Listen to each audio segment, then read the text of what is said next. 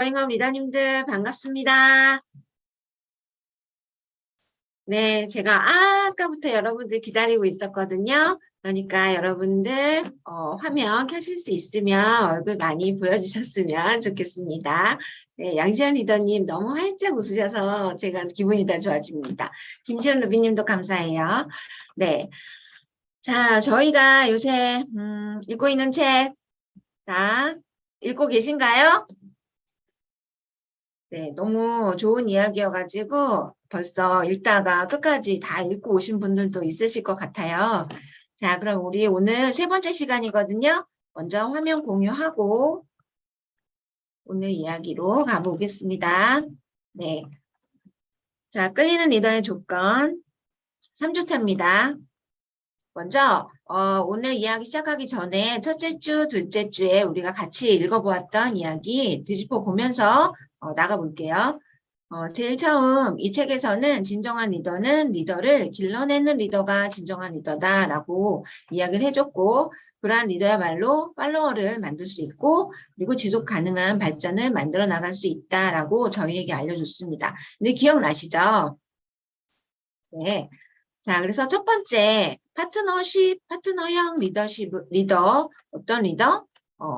리더십의 새로운 패러다임이고 기존의 직위와 직책 권위를 기반으로 한 리더와는 좀 다른 리더다. 그래서 리더십이 훨씬 더 잘 배어 들어갈 수 있는 리더십이 파트너형 리더십이다라고 알려줬고 두 번째, 그러면 파트너형 리더가 되려면 어떻게 해야 될까 했을 때 진실한 인간관계를 형성하라 먼저 첫 번째였어요.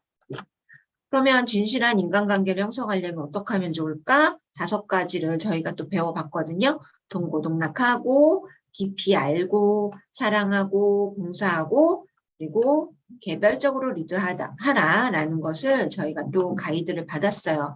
그래서 예전에는 최고라면 리더라면 좀 외로워라는 입장이었다면 지금은 리더와 파트너가 긴밀하게 소통하는 인간관계로 아주 진실한 인간관계로 엮였을 때 리더십이 더 살아난다라는 관점을 보여줍니다. 자, 그리고 3장에서는 영향력보다는 가치를 중요시하라라고 저희에게 안내를 해줬습니다. 내가 가진 것을 먼저 더 많이 베풀었을 때 그것의 가치를 상대방이 느꼈을 때 나한테 헌신할 수 있다라는 내용이었던 것 같은데요.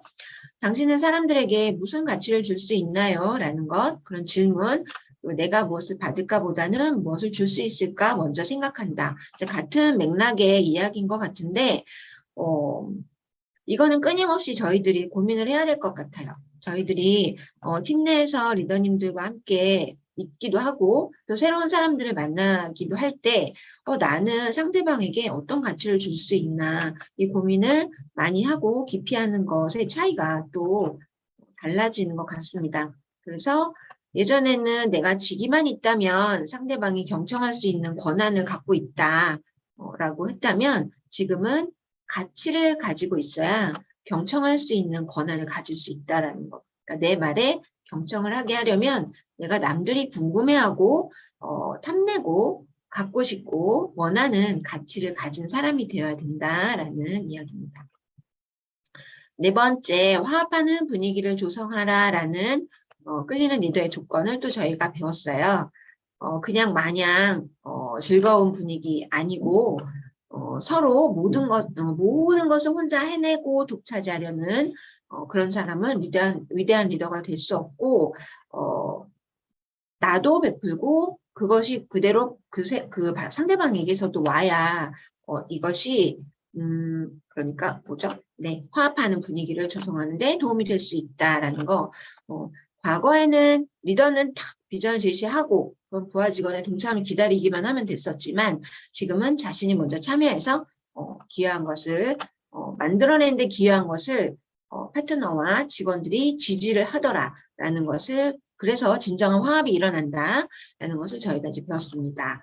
그래서 저희가 지난 시간까지는 인간관계 형성하고 가치를 중요시하고 그리고 화합하는 분위기를 조성하는 3가지 조건을 배워봤고요. 오늘은 4번째, 5번째 소통하는 리더십을 발휘해야 끌리는 리더가 되고 그리고 동기부여 효과를 너무 과대평가하지 않아야 끌리는 리더가 될 수 있다고 하는 두 가지 조건을 이제 배워보도록 하겠습니다. 자, 책으로 봤을 때는 5장이고요. 소통하는 리더십을 발휘하라 라고 되어 있어요. 근데 이거는 저희들이 뭐 일을 떠나서도 사람들은 다 원활한 소통을 원하죠. 인간관계가 사실은 쉽지 않다라고 생각하는 경우도 많고요. 근데 누구든 소통을 원한단 말이에요. 근데 이 소통을 어떻게 하면 좋을지 방법을 알 수가 있어요. 이 작가는 소통이 비즈니스의 걸림돌일까 아니면 도움을 주는 걸까라고 질문을 했을 때 그 질문을 들은 모든 리더들은 거의 100% 소통은 비즈니스에 도움이 되는 것이다라고 대답을 했고, 그럼 소통이 뭐냐고 물어봤을 때는 내가 파트너에게 하는 이야기들이 얼마나 영향력 있게 들어가는가, 내 얘기가 명확하게 전달이 됐나, 아니면 설득력이 있나, 그리고 사람들은 내 말을 믿나, 이런 관점으로 소통을 생각한다고 하는데, 이 타이 베넷이라는 사람은 그런 소통은 진정한 소통이라고 할 수 없고 더불어 오고 간다라는 것에 초점을 맞춘 걸 제안을 해줘요, 저희들에게. 그래서 지금 PT에서 보이는 것처럼 관점이 완전 다른 거거든요. 내가 대화를 나누고 소통을 한다고 하는데 내 생각이 상대방에게, 사람들에게 말하는 것이 소통이다라고 했을 때는 일방적인 거죠. 그래서 소통을 할 때는 사람들과 말하는 것이라는 인식을 가지고 있어야 진정한 소통을 할 수가 있다고 합니다. 공감이 되세요? 두 가지의 차이점이 느껴지시죠? 나로부터 해서 나가는 리더십이 아니라 함께 이야기를 한다라는 것이 그게 바로 소통이다라는 이야기인 거예요. 그래서 이것을 바로 어떤 리더십? 대화하는 리더십. 일방적으로 내가 전하는 게 아닌 거예요. 내 얘기가 전달됐나? 궁금해할 게 아니라 주고받고 대화를 하는 리더십이 살아났을 때 끌리는 리더가 될 수 있다는 거거든요. 그래서 이 책에 보면 리더십 컨설턴트로 일을 하고 있는 크레이그 플렉이라는 사람이 한 이야기가 좀 많이 나와요. 근데 되게 중요한 이야기라 제가 그대로 PT에 실어봤거든요. 한번 읽어볼게요. 대화하는 리더십은 끊임없는 대화를 마음껏 하는 것을 의미하는 게 아닙니다. 네, 이야기를 많이 하는 것이 대화가 아니고 의미 있는 변화를 촉진시킬 수 있는 매우 중요하고 때로는 용기가 필요한 주제를 파악해서 함께 대화하는 것이다. 그러니까 뭔가 하나 추진하는 것들을, 공통에 추진하는 것을 가지고 대화를 하는 거지 마냥 그냥 마음껏 떠들 수 있는 것이 대화하는 소통은 아니라는 거예요. 그 다음에 또 조직을 구축하고 발전시키는 리더의 중요한 기능 중에 하나, 그러니까 리더에게 중요한 기능 중에 하나는 맨 끝에 이것을 이해하는 데서부터 시작을 한대요. 이 리더는 뭐를 이해해야 되냐면 직원들이 어떻게 생각하고 행동하느냐 하는 근본적인 문제에 대해서 의식적으로 대화를 해야 한다는 거를 이해하는 리더가 조직을 잘 구축하고 발전시킬 수 있다. 이게 말이 좀 길게 이어져 가지고 헷갈릴 수 있는데 그냥 의식적으로 대화를 해야 한다 이것이 아니라 대화해야 한다는 것을 알고 인식을 하고 있어야 된다는 거예요. 리더는. 네, 이해되시죠? 자, 그러면 어떻게 해야 대화를 하면서 소통을 할 수 있을 것인가? 그 기술 3가지를 꼽아줍니다. 근데 여기서 타이 베넷이 이렇게 저희들에게 제안한 거는 수천 명의 리더들하고 일하면서 본인이 결과를 낸 거기 때문에 그것에 저희가 무게감을 두고 따라가 보는 거예요. 첫 번째, 대화를 할 때는 올바른 접근 방법을 선택하고, 두 번째는 균형을 이루게 하라고 했고, 세 번째는 연결고리를 형성하면서 대화라고 했어요. 이렇게 제목만 봤을 때는 좀 막연할 수 있죠. 첫 번째, 올바른 접근 방법을 선택하라라고 했을 때는 리더가 이런 걸 보여주는 거예요. 접근성을 좀 보여주라. 그래서 파트너들과 함께 많은 시간을 보내고 나를 조금 많이 더 노출해서 파트너들이 느꼈을 때 가까이 할 수가 있는 사람, 그리고 내가 무언가 필요할 때 바로바로 연결이 될 수 있는 이런 접근성을 보여줘야 한다. 두 번째는 어렵지 않은 말이죠. 친근함을 가져야 대화가 잘 될 수 있다라는 건데, 여기에서 또 그런 게 있어요. 리더가 어떠한 파트너나 직원들의 이야기를 들었을 때 너무 방어적인 자세를 취한다거나 아니면 파트너를 좀 심판하려는, 제대로 된 건지 점검하는 이런 인상을 준다고 하면 친근함을 가져가기가 어렵겠죠. 그러면 대화가 일어날까요? 아마 소통의 벽이 딱 막혀버릴 거예요. 그러니까 방어적이나 심판적인 인상을 주지 않도록 노력을 해야 한다라는 거고, 리더는. 그 다음에 진실성을 가져야 된다라는 거예요. 부하들은, 그리고 파트너들은 완벽한 리더를 원하는 것이 아니라 진실한 리더를 원한다. 그래서 진실함이 느껴졌을 때 상대방의 이야기도 더 많이 끌어낼 수가 있다는 겁니다. 그래야 대화가 되고 소통이 되겠죠. 자, 두 번째, 균형을 이루게 하라. 이거는 여기 세 가지 빨간색으로 되어 있는 것들을 보시게 되면 배려와 솔직함. 그래서 솔직함은 주고받는 거예요. 그러니까 어느 한쪽만 솔직한다고 해서 이게 소통이 되는 것이 아니라 내가 일단 솔직해야 상대방도 솔직해서 뭔가 소통이 될 수 있다. 그러니까 솔직함은 양방향의 길이고, 즉 주고받을 수 있게 되는 것이다. 그러니까 대화가 오고 갈 수 있고 소통이 된다라는 이야기고요. 두 번째, 대화형하고 명령형을 봤을 땐 어느 쪽이 효과적일까요? 이거는 좀 쉽겠죠. 아무래도 대화형이 훨씬 더 효과적일 거예요. 여기서도 앞서 말한 그 조사들이 나와요. 나로부터 향하는 상황이냐, 함께하는 상황이냐, 대화를 할 때 직원들에게 이야기를 하는 건지, 직원들과 얘기하는 건지, 이 마인드를 갖춰야 된다는 거. 그리고 이렇게 직원들과 이야기한다, 파트너와 이야기한다 라고 리더가 마음 자세를 하고 그게 태도로 드러났을 때, 그것이 상대방에 전달됐을 때만 헌신이 올 수 있다라는 이야기예요. 맨 첫 시간에 말씀을 드렸는데, 리더들이 가장 원하는 거, 궁극적으로 원하는 거는 직원이나 파트너들의 헌신이라고 했잖아요. 그러니까 대화형을 가지고 가는 것이, 함께 대화하는 것이 헌신을 끌어올 수 있다라는 이야기고, 세 번째, 호기심 대 비판적 태도. 어떤 것이 더 긍정적인 결과를 가지고 올까요? 리더님들은 다 아실 것 같아요. 비판적인 태도를 가졌을 때는 리더님들의 마음이 많이 다칠 수밖에 없겠죠. 근데 호기심을 드러낼 수 있는 상황을 만든다고 했을 때는 많은 일적인 성과를 내는데 도움이 된다 하면서, 우리가 너무나 잘 알고 있는 3M의 그 포스트잇이 예로 나와 있어요. 이 포스트잇을 개발한 직원은 3M의 기업 문화가 그랬다고 합니다. 본인의 실수나 그런 것들을 그냥 다 공개하는 거.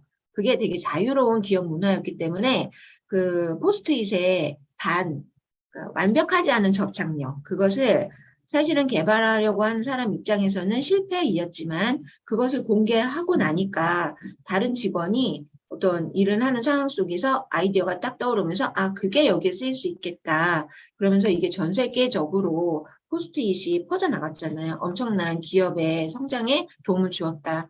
그러니까 호기심을 표현할 수 있는 이런 편안한 분위기를 가질 수 있어야 대화하면서 소통하는 관계가 가능하다. 이야기해주고 있고, 그리고 분명히 다 마음에 들지는 않을 거죠. 그런데 이런 마음을 가지고 있으면 좋다는 거예요.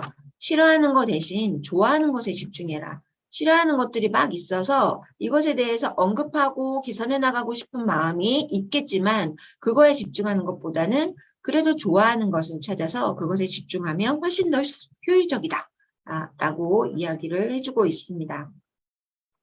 자, 그러면 세 번째, 대화하면서 소통하는 기술, 연결고리를 형성하라 라는 것은 이렇게 마음으로 이어질 수 있는 상황으로 가자라는 이야기인 거예요. 그래야 사실 대화가 원활하겠죠? 첫 번째가 좀 쉽고 재미있어요. 심각하지 않기. 그래서 웃음의 힘에 대해서 이야기를 해주고 있거든요. 책에서도 어떤 아이가 이렇게 서빙하는 사람의 실수로 인해서 음식물을 이렇게 뒤집어 썼는데, 다들 순간 긴장했지만 그 아이가 웃음을 터뜨리면서 그 긴장이 싹 다 사라졌다라는 예를 들어주는 거예요. 그래서 긴장되고 불쾌할 수 있는 상황이 있을 수 있지만 리더는 웃음의 힘을 믿고 그 상황을 좀 부드럽게 넘길 수 있는 것에 집중을 해야 한다라는 이야기예요. 그래서 웃음의 힘을 이렇게 꼽아주고 있어요.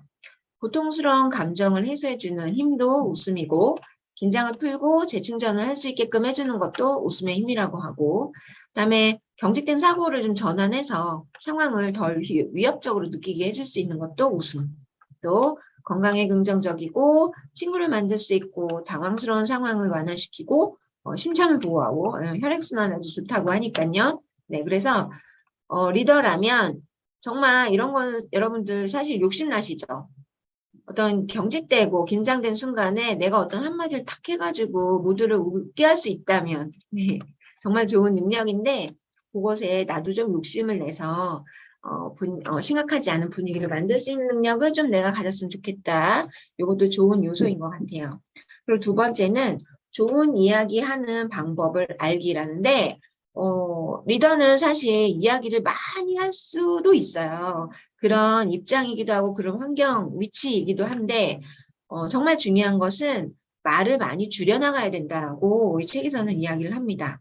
그래서 말을 너무 많이 하지 않아야 리더들이 멀리 가지 않는다. 네, 이거 주의하시고 그다음에 아까 위에서 나온 거랑 앞서 나온 거랑 좀 비슷한데 갈등에서 해결 방법을 찾는 거죠. 네. 아까도 불쾌한 것보다는 조금 좋아하는 것을 집중해서 해결해 나가라고 제시를 했잖아요. 갈등보다는 해결해가는 방법을 찾는 것에 집중하라라고 가이드가 되어 있습니다. 그래서 대화로 소통하는 리더십은 지금 너무 중요하다. 과거에는 리더가 얘기하면 직원들은 그냥 들어야 되는 수동적인 입장이었다면 지금은 리더들이 직원들에게 얘기하는 것이 아니라 함께 직원들과 이야기해야 한다. 이 한 문장으로 이 소통하는 리더십은 표현이 될 수 있을 것 같습니다. 자, 그러면 그 다음 장 동기부여의 효과를 과대평가하지 말라라는 6장으로 들어가 볼 텐데요. 저는 사실 이게 좀 궁금했거든요. 동기부여라는 단어가 저희들에게는 너무 익숙하고 많이 믿고 있는 단어이기도 하고 그렇죠. 그래서 동기부여 영상도 많이 보고 동기부여 되는 말들도 뭐 톡방에서 공유하기도 하고 그래서 동기부여를 많이 믿는 편인데 그걸 과대평가하지 말라고 해서 저는 사실 이게 되게 제일 궁금하긴 했어요. 자, 첫 번째 어떻게 이야기가 시작이 되냐면 어떤 팀에 목표가 있죠. 그런데 이 목표가 있을 때는 그것을 이루게 할 수 있는 동기의 힘이 있고 반대쪽으로 그것을 어렵게 만드는 힘이 공존한다고 해요. 이렇게 하면 좀 막연하죠. 네. 긍정적인 방향으로 가고 싶은데 그거를 걸림돌처럼 막아내는 일들이 많이 있다. 쉽게 이야기를 하면 저희들은 뭐 저희들한테 적용될 수 있는 예, 동기의 힘. 우리는 고개러를 매일매일 하려고 하는 게 맞다고 알고 있죠. 그런데 그것을 어렵게 하는 힘들이 많아요. 아침에 나가는 것부터 좀 천천히 나가고 싶다라든지 오늘은 날씨가 안 좋은데 집에 있을까라든지 그러니까 쉬운 예로 들었을 때는 이런 것들이 공존한다. 그럼 어떻게 해야 되지? 네, 그런데 오직 이렇게 변화를 추구하는 힘이 동기의 힘을 말하는 거죠. 현상을 유지하려는 힘을 뛰어넘었을 때만 발전이 일어난다고 하니까 동기의 힘을 계속 유지시켜 나가는 것에 집중을 해야 한다는 거예요. 이해가 되시나요? 네. 그래서 핵심은 우리를 어렵게 만드는 힘이 뭔지 장애물을 정확히 식별하는 게 사실 중요하다. 그래야 그것을 제거해 나갈 수가 있는 거죠. 그러니까 이따 나중에도 말씀을 드리겠지만 동기부여는 할 수 있어요. 그런데 동기부여만 탁 던져준다고 해서 그게 그 힘을 그대로 갈 수는 없다라는 거예요. 동기부여도 하되 중간중간 그거를 넘어뜨릴 수 있는 장애물을 정확히 식별해서 치워나가야만 처음에 그 동기의 힘이 유지될 수 있다. 이 얘기인 거죠. 그러니까 동기부여의 효과 너무 과대평가하지 말란 얘기는 이 이야기인 거예요. 그래서 우리들이 추구하고 있는 파트너형 리더는 애초에 그렇게 나타날 수 있는 장애물들을 아주 작게 아니면 치우는데 시간을 좀 단축할 수 있도록 이것에 집중한다고 합니다. 직원들의 능력을 향상시키기 위해서 교육과 훈련, 그리고 멘토링, 그리고 충분한 준비를 갖추는데 노력을 쏟는다고 해요. 동기부여만 주고 가자! 이렇게 하는 것이 아니라 직원들이 교육과 훈련, 멘토링, 준비, 그런 사업이나 어떤 일을 할 수 있는 준비를 갖추는데 집중해 준다, 리더가. 저는 이걸 딱 읽으면서 저희 그로잉어 그룹이 진짜 딱 떠올랐어요. 저희들이 뭐 전국에 걸쳐 있는 RTS도 그렇고, 지금 본사에서 진행되고 있는 뭐 GFC, GGC, GEC 이런 것들이 다 그런 직원들의 능력을 향상시키기 위해서 이들이 어떤 작은 장애물에 걸려서 넘어지지 않도록 하기 위한 장치들을 굉장히 적극적으로 하고 있잖아요. 그러니까 그룹이 발전할 수밖에 없고 개개의 리더들도 발전할 수밖에 없다라는 생각을 하게 돼요. 그러니까 진정한 재산은 각자의 능력이다. 그러니까 리더는 그 각자의 능력들을 키워주어서 작은 장애물들은 뛰어넘을 수 있는데 집중을 해야 한다. 그냥 동기부여만 해주는 것은 그 역할을 다한 것이 아니다. 라고 이해를 하시면 될 것 같아요. 그리고 두 번째, 숫자 게임이 나와요. 이것도 우리들이 많이 익숙하게 듣는 이야기죠. 예를 들어 우리들이 이제 뭐 시스템에 이 일에 대해서, 이 사업에 대해서, 이런 제품에 대해서 잘 모르는 사람들을 초대를 하죠.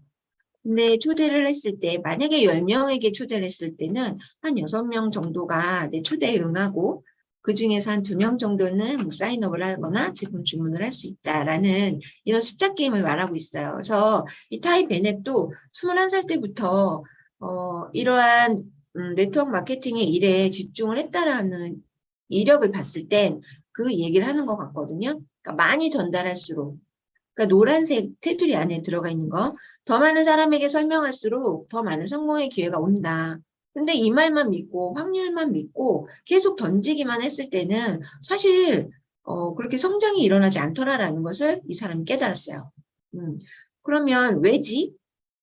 이 확률이 맞다고 이러한 사업에서는 공공연하게 어떤 룰처럼 전해 내려져 왔는데 성장이 일어나지 않는 이유는 뭘까? 그건 아래에 나와 있거든요.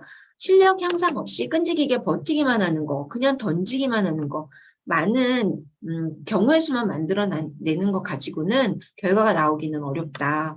그래서 실제로 도움이 되고 그 사람의 능력이 키워질 수 있는 그런 것이 반드시 필요하다. 어떤 거, 뭐 판매 아이디어라든지 동기부여하는 대신 조금 더 심화된 훈련을 해가는 거예요. 롤플레이를 한다라든지 개인 기술을 좀 향상한다라든지 저희들이 봤을 때는 뭐 트레이닝 과정을 밟는다라든지 그래서 이 사람이 실제로 누구를 만났을 때 자연스럽게 말을 하거나 조금 더 그 상대방의 마음을 움직일 수 있는 그런 멘트를 할 수 있는 훈련 같은 것들, 이런 심화 훈련들을 가져가는 것이 숫자 게임을 이긴다라는 거예요. 이해되시나요? 네. 즉, 업무가 원활하게 진행될 수 있도록 장애물을 제거하는 것이 이 동기부여 효과를 과대평가하지 않아야 되는 것과 같은 맥락입니다. 그러니까 여러 번 반복해서 말씀을 드리는데 그냥 던져주고 가자. 저기에 비전이 있다. 그리고 이렇게 일깨워주는 동기부여만 가지고는 실질적으로 어떤 팀의 성장 그리고 그 팀을 이루는 개개인의 그 리더들의 성장을 만들기는 어렵다. 그러니까 이 사람들이 어떤 장애물에 걸렸을 때 그거를 이겨낼 수 있는 능력을 키워줘야 되는 것에 집중하는 것이 바로 파트너형 리더가 잘하는 것이다. 라는 것을 저희들이 보고 알 수 있습니다. 네, 그래서 과거에는 훌륭한 리더는 훌륭한 동기부여자다. 동기부여 잘하면 정말 훌륭한 리더라고 평가를 했다면 지금은 그렇지 않다. 정말 명심해야 할 것 같아요. 그러니까 동시에 리더라는 아니면 오너라는 그 위치에 있는 사람도 함께 성장을 하는 데 집중해야 된다라는 거죠. 어떤 것만 숙제처럼 던져주는 것이 아니라. 그래서 현재는 훌륭한 리더는 직원들이 업무를 잘 수행할 수 있도록 도와주는 것이 진정한 동기부여라는 걸 알고 있는 리더가 진정한 리더다라는 것을 이 작가는 제시를 해주고 있습니다. 자, 그래서 오늘 저희 5장, 6장 같이 나눠봤거든요. 소통을 원활히 하는, 소통하는 리더십을 발휘하라 라는 거 함께 봤고, 그 다음 동기부여 효과, 과대평가하지 말아라 라는 거 깊이 공감이 되셨을 거라고 믿으면서 오늘 강의는 이것으로 마치겠습니다. 그럼 잠시 전하는 말씀. 네. 자, 네트워크 비즈니스의 필수